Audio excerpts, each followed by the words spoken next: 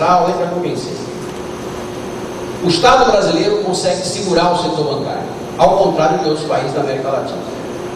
Os bancos são protegidos pelo Estado, de uma maneira muito forte. Segundo aspecto, o governo brasileiro tem instrumentos de intervenção no mercado financeiro que estabilizam o mercado quando há qualquer ameaça de crise. O BNDES, o próprio Banco Central, os bancos públicos. Qualquer ameaça de crise bancária no Brasil, o Banco do Brasil e a Caixa aumentam o crédito e refinanciam as dívidas dos clientes do Bradesco, do Itaú e etc., porque eles têm condição de fazer isso. A Caixa foi lá e salvou o Nacional. Colocou 7 bilhões de reais no Nacional, quando o capital da Caixa era 200 milhões de reais na época. Fez isso sem nenhum problema. E tudo isso é feito com apoio político enorme da sociedade. Nós não temos no Brasil mais nenhum sinal de alguma coalizão política, de forças políticas que pesam na conjuntura, que tenham qualquer posição hostil aos bancos. Nem PT, nem CUT, nem ninguém. Está todo mundo em paz com os bancos, achando mal legal, mal felicidade, mas o país está feliz, né? O país está todo feliz. E os banqueiros, evidentemente, também estão felizes e ganham um pouco mais do que as outras pessoas. Mas enquanto ninguém pode ser igual e tal, mas o país está em paz com os seus bancos. Então o estrangeiro olha para cá e diz assim, isso é um paraíso, né? Um movimento sindical poderosíssimo, como é o do Brasil, muito forte, e que simplesmente não contesta os direitos do capital. É a glória. Segura as greves, segura a classe trabalhadora, faz acerto, emprega seus dirigentes muito bem, né? E evita qualquer tipo de problema de contestação do trabalho. Esses elementos mostram o seguinte, independente do fato de que os bancos têm solidez patrimonial, eles têm um Estado por trás. Tirando isso de cena, quem olha o balanço dos bancos brasileiros fala o seguinte, esses bancos são sólidos, eles têm pouco crédito, eles não fazem operações de alto risco. Então tudo aquilo que gerou a miséria nos Estados Unidos, a desgraça da crise bancária, aqui não tem. Só que aqui não tem por quê? Porque a Selic é 12,25 ao ano. Para que um banco vai se arriscar em crédito subprime no Brasil se ele aplica em papel do governo a 12,25 ao ano? Eu brinco muito com meus alunos, se um conterrâneo meu, o Zé Raimundo, quiser construir um sobradinho, uma pirambeira em Arthur Alvim, lá nos Cascuró da Zona Leste de São Paulo, ele não tem crédito não. Porque o banqueiro olha para Zé Raimundo e fala, eu não vou te dar dinheiro, eu vou botar no papel do governo. Agora nos Estados Unidos não tinha papel do governo para botar dinheiro. Então o dinheiro ia para Zé Raimundo. Aqui não precisa.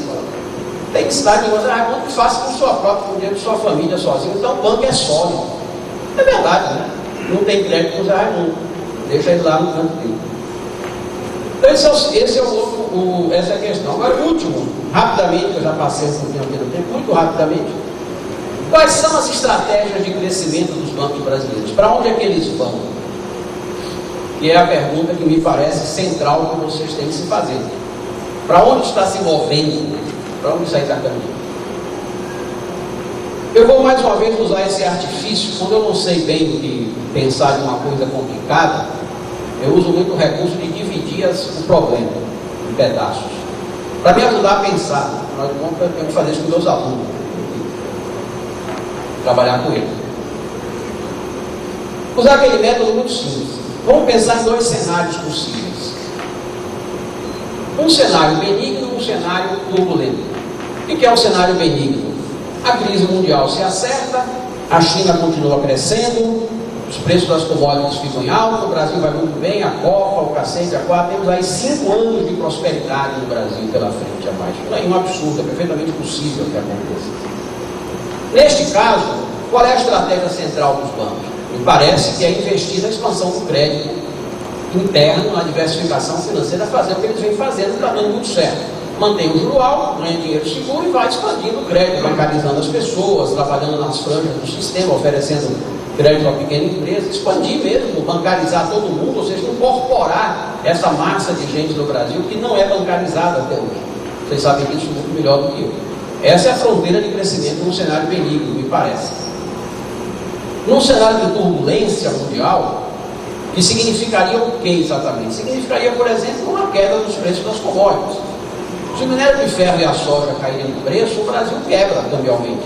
Vai desvalorizar o câmbio violentamente, vai ter turbulência financeira gravíssima no país, vai ter que elevar os juros violentamente, E neste cenário, o que os bancos vão fazer é recuar em ordem, cortar crédito, reduzir, empurrar os créditos todos do Banco do Brasil para a Caixa, para o BNDES, se defender e botar o dinheiro no Estado, botar o dinheiro no Banco Central.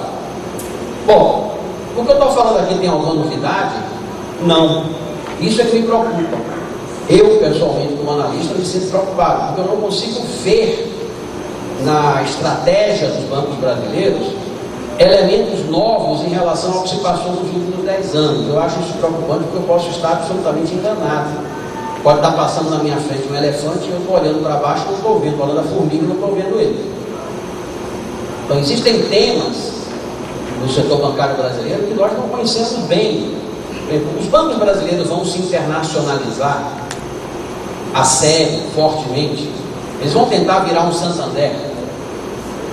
Se nós pensarmos bem, teria sido mais razoável que fosse o Bradesco e o Itaú que comprassem o sistema bancário do Peru e da Argentina, e não o Santander comprando os nossos bancos aqui. Isso seria algo, digamos assim, mais adequado à ideia que as pessoas têm de que os bancos brasileiros são sólidos. Os bancos brasileiros conseguiram impedir que o Santander, o BBVA e o HSBC tomassem conta do mercado brasileiro. Conseguiram impedir, mas não tomaram os mercados do Santander e do HSBC. O Brasil está se expandindo pela América Latina, pela África. Os bancos brasileiros vão atrás ou eles vão continuar aqui dentro do cercadinho, protegidos pelo Banco Central e pelo BNDES? Isso é uma pergunta crucial. Esses bancos vão tentar forçar uma desregulamentação do crédito para começar a ganhar mais dinheiro com operação arriscada, ou eles vão continuar sendo bancos bem comportados, direitinho e tal, seguindo o Banco Central, ganhando dinheiro com a dívida pública.